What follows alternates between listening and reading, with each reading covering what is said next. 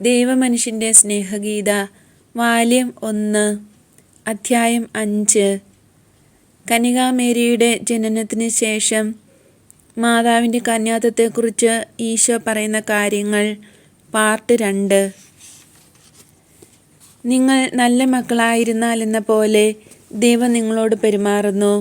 മക്കളുടെ ജീവിതം കൂടുതൽ ആനന്ദപ്രദവും കൂടുതൽ സുഖകരവുമാക്കാനായി എല്ലാം പഠിപ്പിച്ചു കൊടുക്കുകയും എല്ലാം ദാനം ചെയ്യുകയും ചെയ്യുന്ന പിതാവ്. നിങ്ങൾക്കറിയാവുന്നവ ദൈവത്തിൻ്റെ പ്രകാശം കൊണ്ടാണ് അറിയുന്നത്. നന്മയായി നിങ്ങൾ കണ്ടുപിടിക്കുന്നവ ദൈവം നിങ്ങളെ സഹായിക്കുന്നത് കൊണ്ടാണ് കണ്ടുപിടിക്കുന്നത്. തിന്മയുടെ അടയാളമുള്ള മറ്ററിവുകളും കണ്ടുപിടുത്തങ്ങളും പരമതിന്മയിൽ നിന്നാണ് വരുന്നത്, അതായത് സാത്താനിൽ നിന്ന്. എല്ലാം അറിയുന്ന ആ പരമ മനസ്സ് മനുഷ്യൻ ഉണ്ടാകുന്നതിന് മുൻപ് തന്നെ മനുഷ്യൻ ഒരു മോഷ്ടാവും സ്വയം കൊല ചെയ്യുന്നവനുമാകും എന്നറിഞ്ഞിരുന്നു. അവിടുത്തെ നന്മയ്ക്ക് അതിരില്ലാത്തതുകൊണ്ട്, അവിടുത്തെ നന്മ നിത്യമായതുകൊണ്ട് പാപം ഉണ്ടാകുന്നതിന് മുൻപ് തന്നെ പാപത്തെ എങ്ങനെ തുടച്ചു മാറ്റാം എന്ന് ചിന്തിച്ചു. അതിനുള്ള മാർഗം ഞാൻ വചനമാകുന്ന ഞാനായിരുന്നു. അതിനുള്ള മാർഗം രക്ഷയ്ക്കുള്ള ഉപകരണമായ എന്നെ അതിന് പ്രാപ്തമാക്കിയത് മേരിയാണ്. അങ്ങനെ ദൈവത്തിൻ്റെ പരമ മനസ്സിൽ കന്യക സൃഷ്ടിക്കപ്പെട്ടു. എല്ലാം പിതാവിൻ്റെ പ്രിയപുത്രനായ എനിക്ക് വേണ്ടി സൃഷ്ടിക്കപ്പെട്ടു. ദൈവമായ എൻ്റെ രാജകീയ പദവിക്ക് എല്ലാം അനുയോജ്യമാകേണ്ടിയിരുന്നു. അതിനാൽ ഒരു രാജകൊട്ടാരത്തിലും ഇല്ലാത്ത തരം അതിശ്രേഷ്ഠമായ പരവതാനികളും രത്നങ്ങളും സംഗീതവും പരിചാരകരും ശുശ്രൂഷകരും പൂക്കളും അലങ്കാരങ്ങളും ദൈവത്തിൻ്റെ ചിന്തയിൽ വരാൻ പാടുള്ള എല്ലാ പദവിയും മാഹാത്മ്യവും ദയാവായ്പും നൽകണമായിരുന്നു. എന്നാൽ ഞാൻ മാംസവും അതുപോലെ തന്നെ അരൂപിയും ആകേണ്ടതാണ്.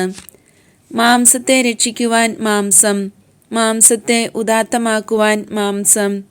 അതിൻ്റെ സമയത്തിന് അനേകം നൂറ്റാണ്ടുകൾക്ക് മുൻപ് അതിനെ സ്വർഗത്തിലേക്ക് കൊണ്ടുപോകേണ്ടിയിരുന്നു. കാരണം അരൂപി വസിക്കുന്ന ശരീരമാണ് ദൈവത്തിൻ്റെ ഏറ്റവും ശ്രേഷ്ഠമായ സൃഷ്ടി. സ്വർഗം നേരത്തെ സൃഷ്ടിച്ചത് അതിനുവേണ്ടിയാണ്. മാംസമായി തീരുന്നതിന് എനിക്ക് ഒരമ്മയെ വേണമായിരുന്നു. ദൈവമാകുന്നതിന് എൻ്റെ പിതാവ് ദൈവമാകേണ്ടത് ആവശ്യമായിരുന്നു. അനന്തരം ദൈവം തൻ്റെ മണവാട്ടിയെ സൃഷ്ടിച്ചു. അവളോട് പറഞ്ഞു, എൻ്റെ കൂടെ വരൂ. നമ്മുടെ പുത്രന് വേണ്ടി ഞാൻ എൻ്റെ ഭാഗത്ത് നിന്ന് ചെയ്യുന്നത് എന്താണെന്ന് കാണുക. നിത്യകന്യകയെ, നിത്യ അവിവാഹിതേ, നോക്കി ആഹ്ലാദിക്കുക. നിന്റെ പുഞ്ചിരി ഈ സ്വർഗീയ സഭ നിറഞ്ഞു നിൽക്കട്ടെ. ദൈവദൂതന്മാർക്ക് അവരുടെ സംഗീതത്തിൻ്റെ ആദ്യസ്വരം നൽകൂ. സ്വർഗീയമായ താളലയം പറുദീസായിൽ പഠിപ്പിക്കൂ. ഞാൻ നിന്നെ നോക്കുകയാണ്. നീ എങ്ങനെയായിരിക്കുമോ അത് ഞാൻ കാണുന്നു. നിർമ്മലയായ സ്ത്രീ, പാപരഹിതയായവളെ, ഇപ്പോൾ അരൂപി മാത്രം ആയിരിക്കുന്നവളെ, ഞാൻ ആനന്ദം കൊള്ളുന്ന അരൂപിയെ, ഞാൻ നിന്നെ നോക്കിക്കൊണ്ട് നിന്റെ കണ്ണുകളുടെ നീലിമ ആകാശവിധാനത്തിനും സമുദ്രങ്ങൾക്കും നൽകുന്നു. പരിശുദ്ധമായ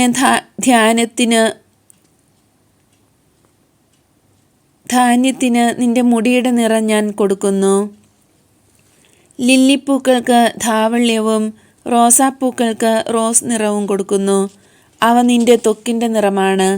നിന്റെ ചെറിയ പല്ലുകൾ നോക്കിയാണ് ഞാൻ മുത്തു രൂപപ്പെടുത്തിയത്. നിന്റെ അധരങ്ങൾ നോക്കിയാണ് ഞാൻ സ്ട്രോബെറി സൃഷ്ടിച്ചത്. രാക്കുയിലിന് നിന്റെ സ്വരമാധുരിയാണ് ഞാൻ നൽകുന്നത്. അരിപ്രാവിന് നിന്റെ കരച്ചിലും. നിന്റെ ഭാവി വിചാരങ്ങളും നിന്റെ ഹൃദയത്തിൻ്റെ സ്പന്ദനങ്ങളും കണ്ടിട്ടാണ് സൃഷ്ടികർമ്മത്തിന് ഞാൻ രൂപം നൽകിയത്. എൻ്റെ ആനന്ദമേ വരൂ. ലോകങ്ങളെല്ലാം നിന്റെ കളിപ്പാട്ടമാക്കിക്കൊള്ളൂ. എൻ്റെ ചിന്തയിൽ നടമാടുന്ന പ്രകാശമേ, ലോകം മുഴുവൻ നിന്റെ പുഞ്ചിരിയാകട്ടെ. നിന്റെ മുടിയിലും കഴുത്തിലും അണിയുവാൻ നക്ഷത്രങ്ങളുണ്ടാകട്ടെ. ചന്ദ്രൻ നിന്റെ മൃദുലമായ പാദങ്ങൾക്ക് കീഴിലായിരിക്കട്ടെ. നക്ഷത്രങ്ങളും ഗ്രഹങ്ങളും നിനക്ക് വേണ്ടി, നക്ഷത്ര സമൂഹം നിനക്ക് ഒരു സ്കാർഫായി തീരട്ടെ. വന്ന് പുഷ്പങ്ങളെ നോക്കി ആനന്ദിക്കൂ. അവ നിന്റെ ശിശുവിന് സന്തോഷം നൽകട്ടെ. നിന്റെ ഉദരഫലമായ പുത്രന് ഒരു തലയണയായി തീരട്ടെ. വന്ന് ആടുകളെയും അവയുടെ കുട്ടികളെയും കാണുക. കഴുകന്മാരെയും പ്രാക്കളെയും സൃഷ്ടിക്കുന്നത് വന്ന് കാണുക.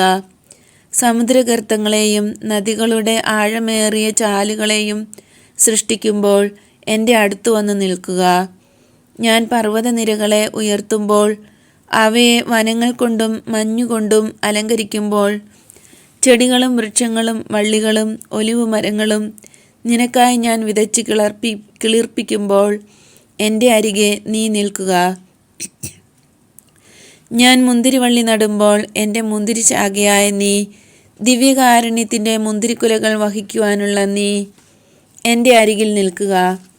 എൻ്റെ സൗന്ദര്യമേ, നീ ഓടുക, പറക്കുക, നീ ആനന്ദിക്കുക. എൻ്റെ സ്നേഹമേ, മണിക്കൂറുകളായി സൃഷ്ടിക്കപ്പെട്ട ഈ പ്രപഞ്ചം എന്നെ സ്നേഹിക്കേണ്ടതെങ്ങനെ എന്ന് നിന്നിൽ നിന്ന് പഠിക്കട്ടെ. നിന്റെ പുഞ്ചിരിയാൽ ഈ പ്രപഞ്ചം കൂടുതൽ മനോഹരമാകട്ടെ. എൻ്റെ പുത്രൻ്റെ മാതാവേ, എൻ്റെ പറുദീസായുടെ രാജ്ഞി, നിന്റെ ദൈവത്തിൻ്റെ സ്നേഹമേ, വീണ്ടും അപരാധത്തെ കണ്ടുകൊണ്ടും പാപരഹിതയെ കണ്ട് വിസ്മയം പൂണ്ടുകൊണ്ടും പറയുന്നു. മനുഷ്യൻ്റെ അനുസരണമില്ലായ്മയുടെ കയ്പ് തുടച്ചു മാറ്റുന്നവളെ, പിശാചുമായുള്ള വ്യഭിചാരത്തെയും നന്ദിഹീനതയെയും നീക്കിക്കളയുന്നവളെ, പിശാചിനോട് നീ വഴി ഞാൻ പകരം ചെയ്യും. ദൈവം സൃഷ്ടാവായ പിതാവ് സ്നേഹത്തിൻ്റെ അത്യുദാത്തമായ നിയമത്തോടു കൂടെയാണ് പുരുഷനെയും സ്ത്രീയെയും സൃഷ്ടിച്ചത്. അതിൻ്റെ പൂർണ്ണത നിങ്ങൾക്ക് ഇനി മനസ്സിലാക്കാൻ പോലും കഴിയുകയില്ല. അത്രയ്ക്കും പൂർണ്ണമായ സ്നേഹത്തിൻ്റെ നിയമം നൽകിയിരുന്നു. പിശാച് മനുഷ്യനെ പഠിപ്പിച്ചില്ലായിരുന്നെങ്കിൽ മനുഷ്യവംശം എങ്ങനെ ഉണ്ടാകുമായിരുന്നു എന്ന് ചിന്തിച്ച് നിങ്ങൾ അത്ഭുതത്തിൽ ആണ്ടുപോകുമായിരുന്നു. ഫലങ്ങളെയും വിത്ത് ചെടികളെയും നോക്കൂ. വ്യഭിചാരം ചെയ്തിട്ടാണോ അവ ഫലങ്ങൾ പുറപ്പെടുവിക്കുന്നത്? ഒരു 100 സംഗമത്തിൽ ഒരു സംഗമം നിമിത്തമാണോ അവ വിത്തുൽപാദിപ്പിക്കുന്നത്? അല്ല. ആൺപൂവിൽ നിന്ന് പൂമ്പൊടി പുറപ്പെട്ട് നിഗൂഢമായ ആകർഷണ ശക്തികളാൽ നയിക്കപ്പെട്ട് പെൺപൂവിൻ്റെ അണ്ഡത്തിൽ എത്തുന്നു. പെൺപൂവ് വികസിച്ച് അതിനെ സ്വീകരിച്ച് ഫലം പുറപ്പെടുവിക്കുന്നു. അത് അതിനെ തന്നെ മലിനമാക്കുന്നില്ല, പിന്നീട് അതിനെ ത്യജിക്കുന്നുമില്ല. നിങ്ങൾ ചെയ്യുന്നത് പോലെ അടുത്ത ദിവസം അതേ അനുഭവം ആവർത്തിക്കുന്നതിന് വേണ്ടി ഒന്നും ചെയ്യുന്നില്ല. അത് ഫലം പുറപ്പെടുത്തുന്നു. അടുത്ത ഫലകാലം വരെ അതിന് പരാഗവിതരണം നടക്കുന്നില്ല. നടക്കുമ്പോൾ അത് ഫലം ഉൽപ്പാദിപ്പിക്കുവാൻ വേണ്ടി മാത്രമാകുന്നു. മൃഗങ്ങളെ നോക്കൂ, എല്ലാറ്റിനെയും നോക്കൂ.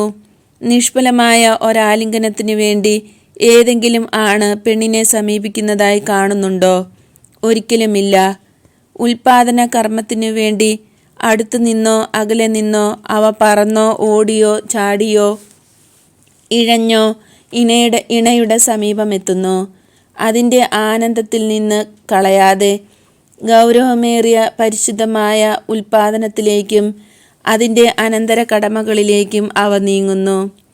കൃപാവരത്തിൻ്റെ ദാനം നിമിത്തം ഒരു അർത്ഥദേവനായിരിക്കുന്ന മനുഷ്യൻ ഉൽപാദന കർമ്മത്തിൻ്റെ മൃഗീയമായ വശം സ്വീകരിക്കുന്നത് മേൽപ്പറഞ്ഞ ഉദ്ദേശ്യത്തോടു കൂടെ മാത്രമായിരിക്കണം.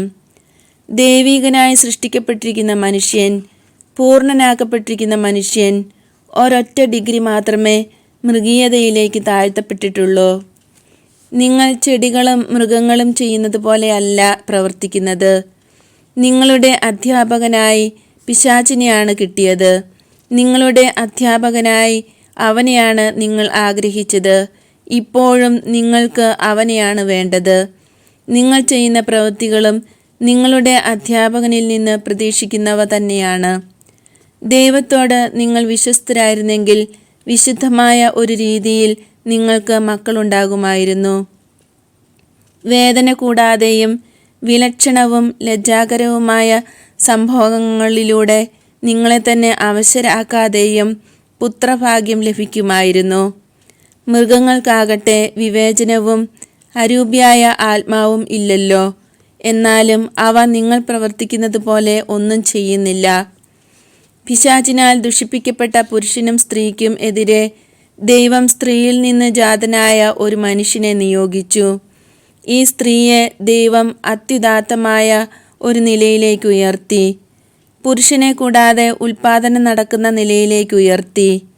വിത്തിൻ്റെ ആവശ്യം ഇല്ലാതെ ഒരു പുഷ്പത്തെ വിരിയിക്കുന്ന പുഷ്പം.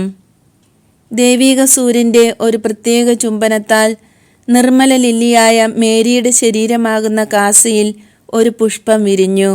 ദൈവത്തിൻ്റെ പ്രതികാരം. അവൾ ഭൂമിയിലേക്ക് വരുമ്പോൾ നിന്റെ വിദ്വേഷം കൊണ്ട് നീ ചീറ്റിക്കൊള്ളൂ. സാത്താനെ, ഈ ശിശു നിന്നെ തകർത്തിരിക്കുന്നു. വിധേയത്വം ഇല്ലാത്തവനും സത്യത്തെ വളച്ചൊടിക്കുന്നവനും എല്ലാം ദുഷിപ്പിക്കുന്നവനും ആയ നിന്നെ അവൾ തോൽപ്പിച്ചിരിക്കുന്നു. നിന്റെ മേൽ അവൾ വിജയം നേടിയിരിക്കുന്നു.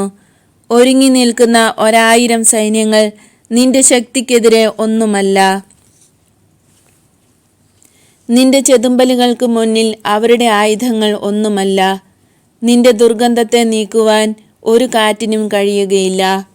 എന്നാൽ ഈ ശിശു തൻ്റെ മൃദുലമായ സിൽക്കിനേക്കാൾ മൃദുലമായ റോസപ്പൂതളം പോലെ മനോഹരവും അതിനേർമയുള്ളതും വളരെ ചെറുതുമായ കുതികാൽ കൊണ്ട് ഒട്ടും ഭയം കൂടാതെ നിന്റെ തലയെ ചവിട്ടി ഞെരിക്കുകയും നിന്റെ മാളത്തിലേക്ക് നിന്നെ തിരികെ അയക്കുകയും ചെയ്യുന്നു. സൈന്യങ്ങളെ തന്നെയും ഭയപ്പെടാത്ത നീ അവളുടെ കരച്ചിൽ കേട്ട് ഓടിമറയുന്നു.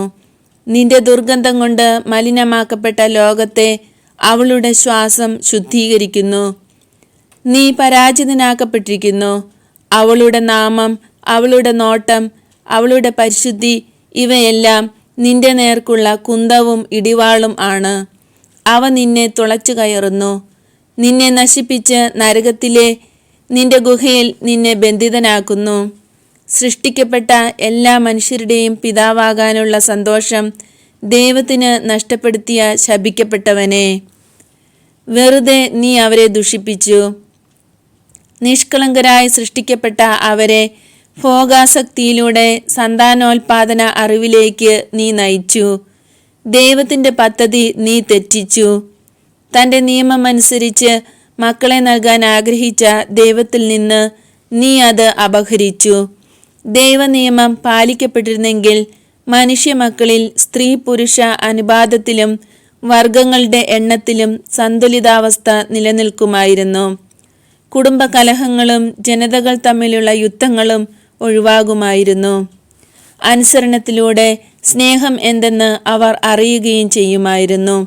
അല്ല, അനുസരണ കൊണ്ട് മാത്രമേ സ്നേഹം എന്തെന്ന് അവർ അറിയുകയും സ്നേഹം സ്വന്തമാക്കുകയും ചെയ്യുമായിരുന്നുള്ളൂ. പ്രശാന്തവും പരിപൂർണവുമായ ഈ ദാനം ദൈവത്തിൽ നിന്ന് അവർക്ക് ലഭിക്കുമായിരുന്നു.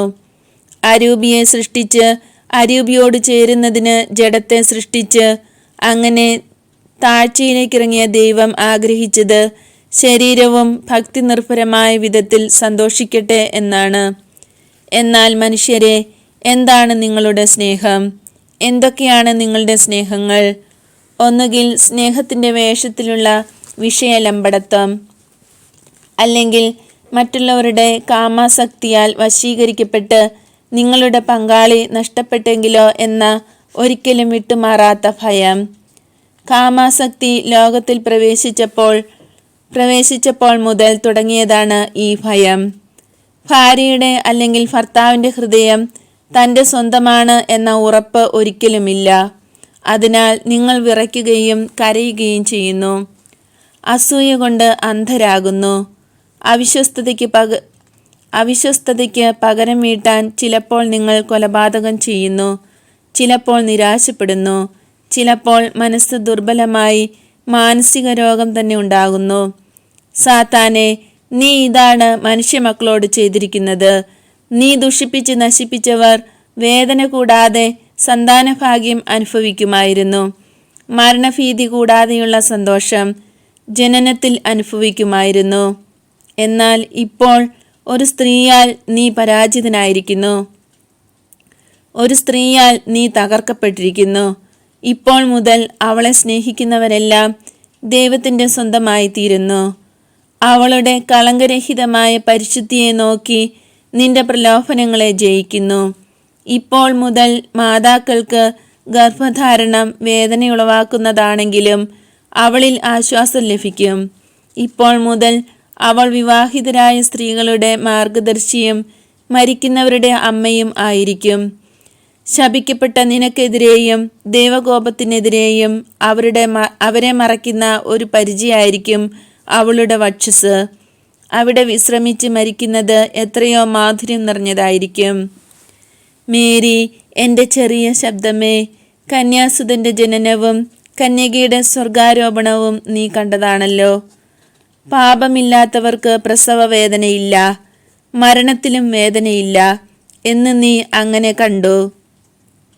ഏറ്റവും നിർമ്മലയായ ദൈവമാതാവിന് സ്വർഗീയ ദാനങ്ങളുടെ പൂർണ്ണത നൽകപ്പെട്ടുവെങ്കിൽ ആദിമാതാപിതാക്കളിൽ നിന്ന് നിഷ്കളങ്കരായി ദൈവപുത്രരായി ജനിക്കുമായിരുന്ന മക്കൾക്ക് ന്യായമായും സന്തോൽപാദനവും മരണവും ആയാസരഹിതവും വേദനയും ഉത്കണ്ഠയും ഇല്ലാത്തതും ആകുമായിരുന്നു.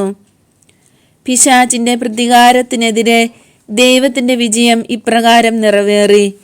പിശാചിൻ്റെ വിഷം ഏറ്റ മനുഷ്യവംശത്തിൻ്റെ സ്മരണ തന്നെ ഇല്ലാതാക്കുന്ന അതിമാനുഷിക പൂർണ്ണതയിലേക്ക് ഒരു മനുഷ്യൻ ഉയർത്തപ്പെട്ടു. അങ്ങനെ തൻ്റെ പുത്രൻ്റെ ജനനം പുരുഷൻ്റെ ഒരു വിശുദ്ധമായ ആലിംഗനത്തിൽ നിന്നാകാതെ ദൈവികമായ ആശ്ലേഷത്തിൻ്റെ ഫലമായി സംഭവിച്ചു. അരൂപിയുടെ തന്നെ നിറം മാറത്തക്ക വിധം അത്ര ശക്തമായ ദൈവസ്നേഹ പാരവശ്യത്തിലാണ് അത് സംഭവിച്ചത്. കന്യകയുടെ കന്യാത്വം.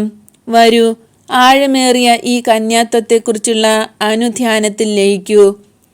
ധ്യാനാനുഭവത്തിൽ പരമാനന്ദത്തിൽ മോഹാലസ്യപ്പെടുന്ന ഈ കന്യാത്വത്തിൻ്റെ അഗാധതയിലേക്കിറങ്ങൂ.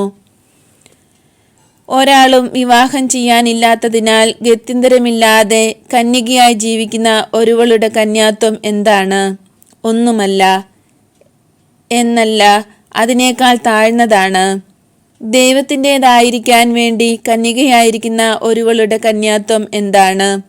അവളുടെ ശരീരത്തിൽ കന്യാത്വമുണ്ട്, എന്നാൽ അരൂപിയിൽ അതില്ലാതെ പലവിധ ചിന്തകളാലും മാനുഷികമായ ആകർഷണങ്ങളെ വച്ചു പുലർത്തുന്നതിനാലും ആത്മാവിൽ കന്യാത്വം പാലിക്കാത്തവളുടെ കന്യാത്വം എന്താണ്? അത് ഒരു കപട കന്യാത്വമാണ്, തീരെ നിസ്സാരമാണ്. ദൈവത്തിനായി മാത്രം ജീവിക്കുന്ന കന്യാമഠത്തിൽ ഏകാന്തതയിൽ ജീവിക്കുന്ന ഒരു കന്യകയുടെ കന്യാത്വം എന്താണ്? അത് വളരെ ഉയർന്നതാണ്. എന്നാൽ എൻ്റെ അമ്മയുടെ കന്യാത്വത്തോട് തുലനം ചെയ്യുമ്പോൾ അതൊരിക്കലും പരിപൂർണ കന്യാത്വം ആകുന്നില്ല. എല്ലാവരിലും ഏറ്റവും വിശുദ്ധമായ ജീവിതം നയിക്കുന്നവരിൽ പോലും അരൂപിയും തിന്മയും തമ്മിലുള്ള ബന്ധമുണ്ട്. ജ്ഞാനസ്നാനമാണ് ഇത് അലിയിച്ചു കളയുന്നത്. എന്നാൽ ഭർത്താവിൻ്റെ മരണത്താൽ ഒരുവളിൽ സംഭവിക്കുന്നത് പോലെ ആദിമാതാപിതാക്കളിൽ പാപത്തിന് മുൻപുണ്ടായിരുന്ന കന്യാത്വത്തിൻ്റെ പൂർണ്ണത അവൾക്ക് നൽകുന്നില്ല. മുറിവിൻ്റെ കല അവിടെയുണ്ടാകും, വേദനിപ്പിക്കുകയും അതിനെ ഓർക്കുവാൻ ഇടയാക്കുകയും ചെയ്യുന്നു. ചില രോഗാണുക്കൾ ശരീരത്തിൽ ഉള്ളതുകൊണ്ട് രോഗം തീർത്തു മാറാതെ ഇടയ്ക്കിടെ ആവർത്തിക്കുന്നത് പോലെ ആ മുറിവ് വ്രണമായി തീരാനും ഇടയാക്കുന്നു. കന്യകാമാതാവിൽ ഈ ബന്ധത്തിൻ്റെ ഒരു അടയാളം പോലുമില്ല. അവളുടെ ആത്മാവ് എല്ലാ കൃപാവരങ്ങളും കൊണ്ട് നിറച്ച് പിതാവ് അവളെ രൂപപ്പെടുത്തിയതുപോലെ തന്നെ സുന്ദരവും പൂർണ്ണവുമായി കാണപ്പെടുന്നു. അവളാണ് കന്യക, അവൾ മാത്രമാണ് കന്യക.